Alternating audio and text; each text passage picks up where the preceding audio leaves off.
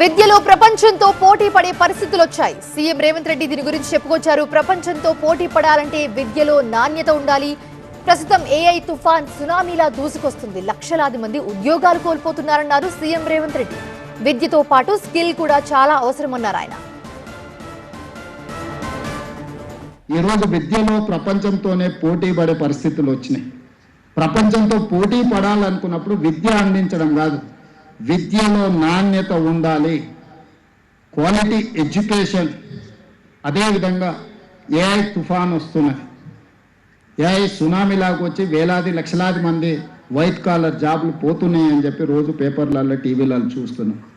మరి ఈరోజు AI సునామీలో white collar jobs పోయినప్పుడు, కోట్లాది మంది దేశంలో యువకులు నిరుద్యోగులు మారినప్పుడు ఈ దేశం యొక్క ఆర్థిక వ్యవస్థ, ఈ దేశం యొక్క భవిష్యత్తు వేగంగా అత్యంత ప్రమాదం వైపు ప్రయాణం చేస్తున్నాం. అందుకే ఈరోజు స్కిల్ అనేది అవసరం. స్కిల్ లేకుండా వైట్ కాలర్కి ప్రత్యామ్నాయమే బ్లూ కాలర్.